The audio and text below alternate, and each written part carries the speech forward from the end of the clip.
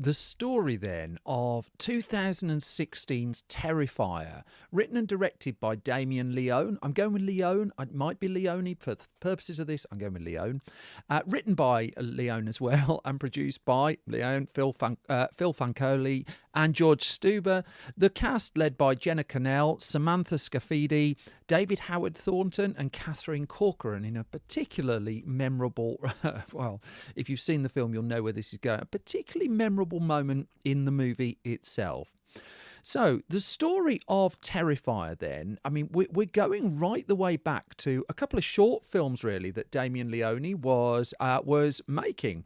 That he has a huge subset of skills in visual special effects work, practical special effects work.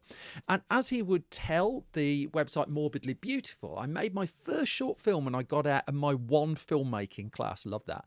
He says, I didn't go to a big film school. I took an introductory aesthetics of filmmaking class because when I got out of high school, I knew I didn't want to do anything except make movies. And he said the cool thing would have been to go to film school, but I didn't have the money.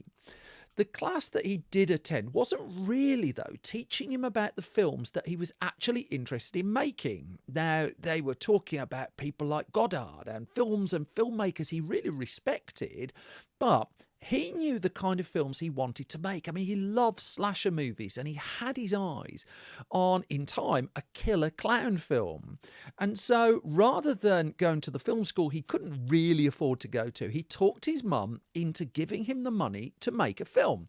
So the idea was that he would get this short film together. He would throw everything into it. It would be almost like a statement of intent, a statement of capability as well. Throw in some of the effects work that he could that he was able to do. Throw in as much as possible with the idea that it's a showcase for what he can do. Then he would send the short film off to festivals, and the idea was get it picked up somewhere, but really get him noticed. Hopefully someone would notice it and give him work in the film industry.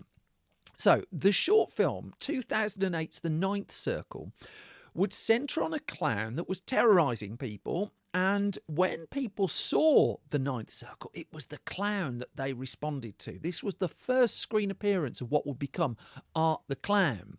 And so Leone was listening, but it was going to take him time to get his second short film moving. The stuff he was trying to do was ambitious.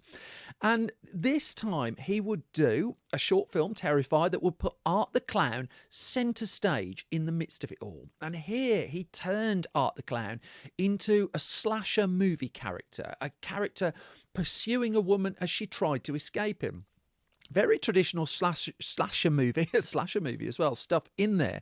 But all the while he was learning more of his craft and people were responding again to this clown. So could he upgrade this to a feature film? That was going to be the next challenge for him.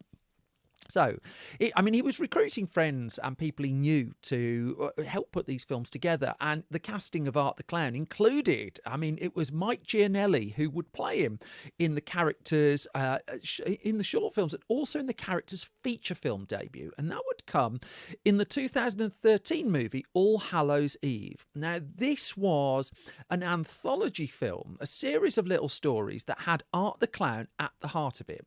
And it used material from the two short films he'd done to this point, and it was a film. Damien Leone had made a film, had got it out into the world, it turned up on disc, got middling reviews, no one was going head over heels for it, but it was out there. He got his work there. And so he was at the point where he was, I want to go for a feature, but a feature based around the Art the Clown character. Now, I should point out there is an All Hallows Eve 2 that followed a couple of years later. This would be different filmmakers telling their stories. Damien Leone had very, very light involvement in that. I think there was a point as well where they tried to resell the film with Art the Clown now front and centre of the promotion of it, and I don't think people were particularly impressed with that. But also Mike Gianelli was hanging up his clown outfit. He was retiring from acting, and so Damien Leone this time was going to need a new actor to play Art the Clown. And so he found this website, Actors Access, and was looking at the tapes that actors had uploaded there to see if there's anyone that really struck out. He knew the kind of thing that he was after. He was after a mime. He wanted a silent character, but a very expressive one with comedic bones as well, but also who could convey a kind of sinister edge to their work. And so, as he explained in a Reddit Ask Me Anything session, in the end, he held auditions, and he'd seen this guy on the Actors Access website called David Howard Thornton, and he got his reps. Come along to the audition. They were held in Manhattan. The idea was we're after, quote, a silent killer clown. The whole character of Art the Clown, just designed as a cross between, I don't know, Jack the Ripper and the Devil, really, a kind of blend of the two of them. And so David Howard Thornton was about I think he was the sixth person who walked in the room, and he had to do this improv. And the improv was pretend you're sneak up behind someone and pretend to decapitate them. Well, after he'd put his performance in, and the audition is online, you can find it fairly easily via social media, the auditions stopped dead. And as Damien Leone said, I shut down the auditions and said, he's our guy. So, I mean, this was starting to move forward. This wasn't going to be an expensive film to make, but it got to a point where pre-production on an Art the Clown film called Terrifier, a full-length feature, Terrifier, could begin all the way back, actually, to at the end of 2014. So there is a Facebook page for Art the Clown, and if you go right the way back through all of the posts on it, as I might have done, you can trace the history of how Terrifier started off with very, very, very small beginnings to the newly released Terrifier 3, just as this podcast is being and video has been recorded. And so, I mean, in December 2014, it looked like there was progress. Pre-production work was underway. And then there's another announcement that comes along in March of 2015. Pre-production, underway. We're going to start shooting in April. But things didn't go to plan. That this was a case of an independent movie having to be nimble. And in the world of independent movies, and not least horror, money just falls apart with alarming regularity. And so, I mean, you follow then the assorted updates that appear on this Facebook page. And so we move forward to, it's done my work for me, really, April the 9th, 2015. This was around the time they'd originally been planning to start shooting. And the post reads, "Hello, everyone. We have some potentially exciting news for you guys. And here's the hint of what was happening. After months of being strung along by investors, either full of BS, I wonder what that stands for, or having ridiculous demands, such as cut out the graphic violence, they posted, we've decided to try funding Terrifier ourselves through a Kickstarter campaign. Kickstarter, the most popular crowdfunding service. They wouldn't use Kickstarter in the end, but they would use crowdfunding. And I mean, they'd almost resigned themselves. If you look at the tone of what they were writing at this point, the only people we can rely on are the die-hard Art the Clown fans. And if anyone will be responsible for getting this project off the ground, it's you." And so they went to Indiegogo, and they were after around $15,000, £11,000 if you're in the UK. And I mean, it was a case of they just didn't get all of that cash. You look at the success that the Terrifier films have had since, I think they got, 3,000-4,000 off the initial crowdfunding run. Now, because they'd gone with Indiegogo, the upside of that was it's not like Kickstarter. Kickstarter, you have to raise your target, else you get nothing. It's all or nothing. Indiegogo, it meant they could get they could get what they raised. And so, I mean, as Leone would go on to say, he just said, All Hallows Eve did bring positive notoriety to the Art the Clown character. And I mean, this is directly from the Kickstarter. You can still find the Indiegogo campaign page online. I've dug it out and it's writing here. He says, I feel it by no means does him justice. If that character has proven anything, it's that he deserves his own film, without the burden of other shorter stories being centered around him and a slightly bigger budget too. And so, as he wrote, Terrifier, the full-length feature, will be his time to shine and hopefully earn him a seat at the table of horror icons. Now, it would be Dread Central that would, in the end, pick up the film for distribution. Dread Central's logo is on all of the Terrifier films, and he explained in an interview with that site that he'd always wanted to make a film, and he said it was definitely the game plan all along. He said, I made the short film Terrifier in 2011 with the hope of raising money to make a full-length version. I mean, if you dig into the story of a film like Whiplash, it was the similar kind of thing there that Damien Chazelle made a shorter version of it. He shot an 12 minute short film version of Whiplash, and off the back of the success of that, he could raise the money to make the full thing. This was it again, but on a much smaller scale. And he said that the opportunity never arose. And so what happened instead, and what led actually to All Hallows Eve, was when a little company called Ruthless Pictures found the short film on YouTube, which was where the Terrifier short had gone to live. And that it was Ruthless Pictures that gave Leone the opportunity to go off and do All Hallows Eve. And he explained at that point, originally that film was supposed to be comprised of 3 Halloween-themed shorts from 3 different filmmakers. But the producer, Jesse Badgett, allowed him to use and create all of his own material for the film. And so what Leone said, and where this ties into the bigger Terrifier film, was that wasn't how I intended to present art to a larger audience, but it was the best opportunity at the time by far. It's the nimbleness of the independent filmmaker again. You seize the opportunity, you seize the moment when it appears, because Lord knows when it will appear again. And he just said, I'm grateful for the experience and the opportunity. Plus, it made a lot more people aware of art. So Terrifier was fundraising at this point, and a teaser was shot and edited. It was shot in April 2015. It was edited and got ready for May 2015. But a post on the Facebook page kind of preempted the big fundraising drive, because they wrote 3rd of May. This was 3rd of May. So what year are we in now? 2015. An investor sent from the movie gods, they wrote, or devils, has given, at their words, has given us roughly 85% of the money we need to get started. This is not millions of dollars. This is tens of thousands of dollars. But because Leone could do the special visual effects work himself, and his small team sort of knew what they were doing, it meant the budget could be really, really modest. And so, I mean, he was going to do the film unpaid, as quite a lot of people did the film unpaid. He was also, I mean, you dig into what he was doing in and around the movie just to get it made. He was making memorabilia as part of the crowdfunding drive, for instance.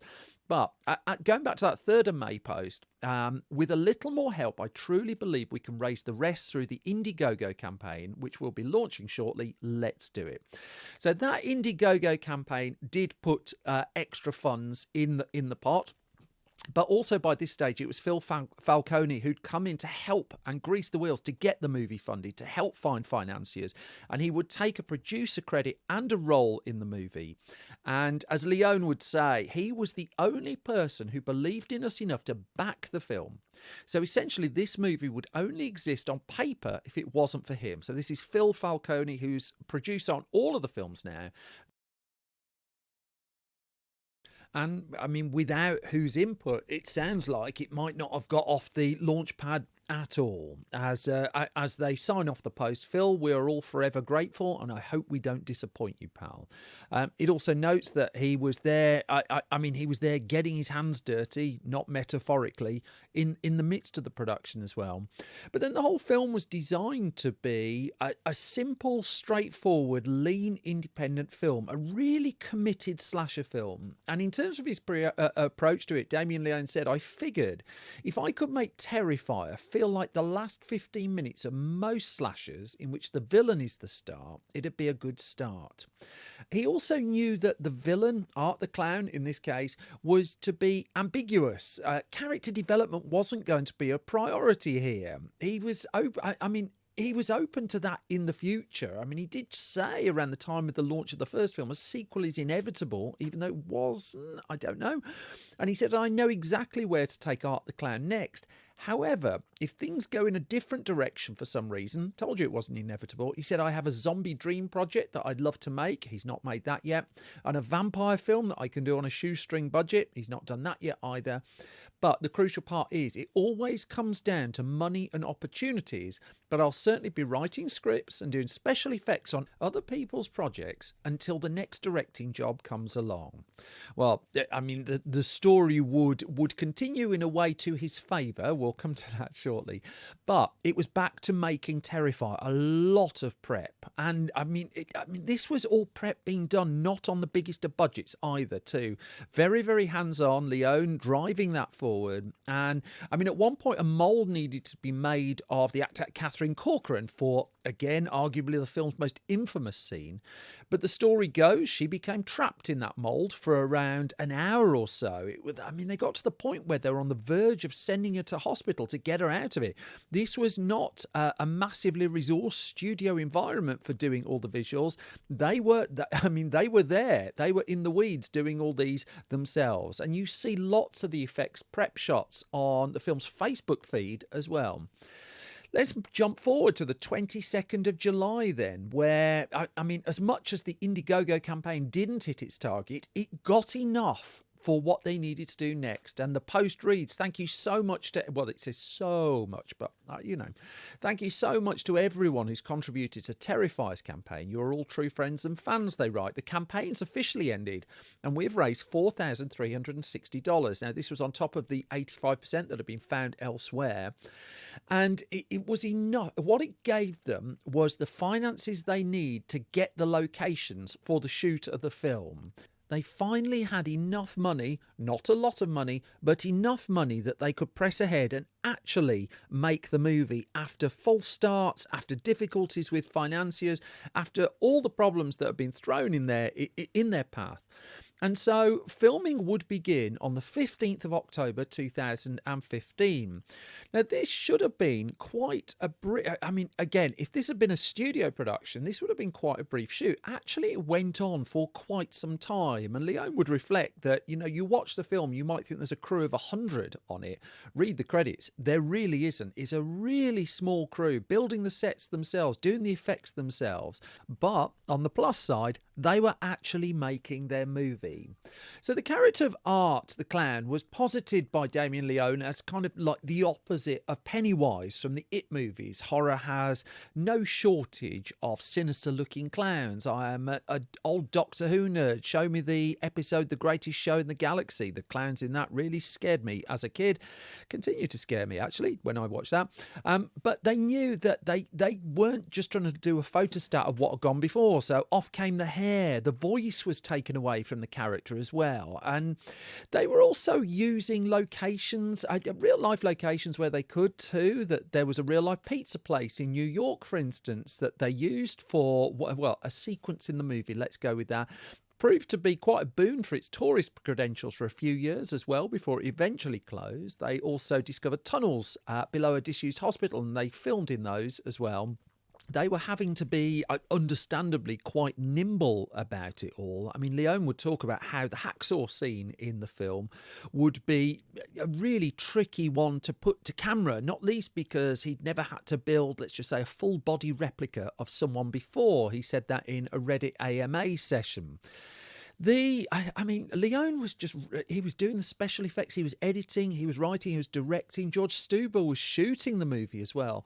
But the budget, even if you look at the top end of what it was supposed to be, was sitting at maximum of $55,000. I mean, just an absolute pittance for a full feature film. By 17th of December, though, it looked like they were finished. Hey, guys, they posted, we're only a few more shooting days away from completing principal photography. I'll be posting lots of screen grabs, they teased, and Julie did so over the Christmas period.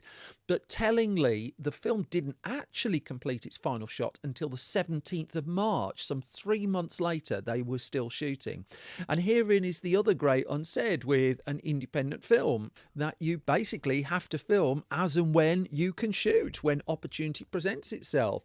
There's a film shot near me, a Midlands movie called The Shamrock Spitfire, that they did, about 10, 20 days of photography on, but it was spread over 9 months. I wasn't sure that was quite the case with Terrifier, but certainly the shoot was going on for longer than a lot of Hollywood movies. If you remember, it started in October 2015. It wouldn't complete production until March the following year. That is a really long shoot for a film, but also it was an independent. The post-production initially was quicker though, because a first cut was being readied for May of 2016. So that's just under 3 months after they had completed photography on the movie. The promotion was being done in a very nimble gorilla with a U kind of way, that they were using social media a lot. They were teasing clips, they were teasing images from it. And also because this was playing to a core slasher movie crowd, there was a community slowly building up around it. That there were the imagery of Art the Clown was starting to pop up on t-shirts, on a very early tattoo as well. He's posted on the Facebook feed if you really want to get into the depths of that. And it was in October 2016 that the film got its world premiere at the Telluride Film Festival. Now, it played well at that festival as well, that as much as you're never going to get mainstream critics particularly going head over heels for a slasher movie, the response at Telluride was strong enough to get people more and more interested in the film. Now, what became clear over time was the cut that was shown at the world premiere was not going to be the final cut of the movie. That, however, let's move forward to November, a month after that premiere, and they were at that stage having to deal with distributors. They decided not to self-distribute the film. They reasoned if they had done, they would have already got it out there, but they were going through the lengthy process of doing distribution deals for the movie. So by early 2017, they were back to polishing their cut of the film. And they talked about how they were hesitant to show the movie originally in the state it was at the Telluride Film Festival. However, we're glad in hindsight that they did, not least because of all the doors that had opened as a result of it. But also, they noted we've made some significant changes to that version and added a very gruesome new murder scene. The cut was finally done and signed off in April of 2017, and by this stage the distribution was sorted. The distributors had the movie. The release was being plotted. Could they release it opposite the It film that was coming out in October of that year? That's possible. But also, this was never going to get a big cinema release. In fact, it barely got a cinema release. Instead, it was getting a lot of small screenings and Q&As with a build-up to a digital release and a DVD release in 2018, where it was expected that Terrifier would make its money. That there are, you don't need me to tell you, there are a lot of horror movies made each and every year, and a lot of them never see the inside of a cinema. They make a comfortable living just by being very low budget and finding a niche horror audience on streaming, on video on demand services, and on disc as well. However, the response to Terrifier was pretty good. I wouldn't say it was electric, but it was pretty good. And also, the people who appreciated genre fare were giving it middling to quite good reviews as well. Now, the more mainstream critics were being incredibly put off by the gore in the movie. I mean, Terrifier and its sequels simply doesn't hold back on the gore that it puts on screen, where other films would cut away. Leone sends his camera right so that we can see it all. And I mean, at a point where there was a degree of sanitization going on in horror cinema, there was something really pushing against the norm with Terrifier, even though this was where lots of horror, going into the 80s and stuff like that, tended to be planted once upon a time. Leone was, of course, a fan of slasher movies, and here was his, and it was getting noticed as well. And it was quite interesting, just over a period of time, how the word of mouth on the movie slowly built up. So, it picked up some genre awards towards the end of its first year, or certainly in 2017, 2018. It was picking up some recognition there. But the aftermath of Terrifier being released for the first time, and I mean, it got a US release in the end outside of that Telluride Festival in March of 2018. So that's what, nearly 18 months after its festival debut before it got a proper release where lots of us could actually feast our eyes on it. And so it was a really, really slow burn to get that noticed. In fact, if you look at the box office for the movie, it's hard to gauge really, simply because it took a long time for Terrifier to get any kind of significant theatrical outing. That if you go to a site like Box Office Mojo, it'll tell you the film took about 400,000 in cinemas around the world. But that official cinema release didn't come until July 2023 as part of the build-up and the tease towards one of the later sequels of the film. The movie, though, it was picking up its word of mouth by the continual pushing and banging of the drum on social media, the growing merchandise that Leone and his team were pushing forward, and then also more and more services were picking it up. So in 2018, they got the film onto Netflix, and that really helped. Also, a DVD and Blu-ray came out in 2018. It hit video-on-demand services in March of that year as well. And so the film was out in the world. You could track it down and you see it. Interestingly, in the UK, it got its first cinema release only this year, 2024, 8 years after the cinema debut, that Telluride world premiere debut of the movie, before we could see it here in a UK cinema. What this meant was, because it turned into such a slow burn success, because it took so much time really to find an audience of sufficient numbers really, that the plans Leone had to do a Terrifier sequel were going to take a fair amount of time. It would be 6 years between Terrifier and Terrifier 2 in the end. And I mean, as much as the intent had been to scale up, they were funding the second film out of the proceeds really of the first. And when you put a film into distribution, the money doesn't flow. Even if you've made a reasonable amount of cash, the money doesn't flow straight away. It takes some time to land in your bank account.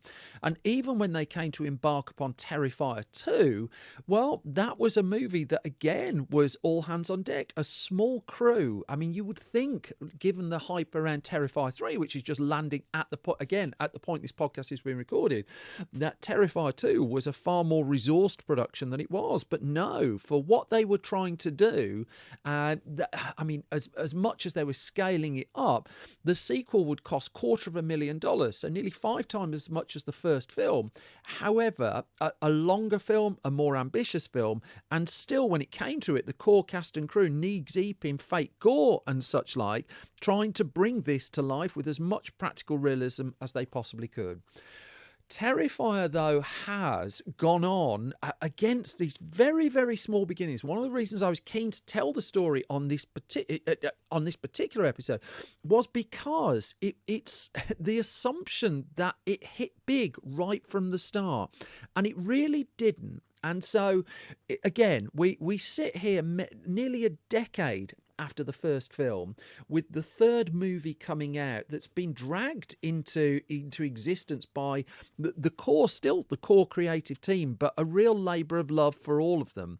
Outside of the Hollywood system, though, what it's allowed them to do, as they did with the first film, is to make as close as they can get to a film of this ilk without compromise, without focus group, without any bunch of Hollywood executives telling them what to do.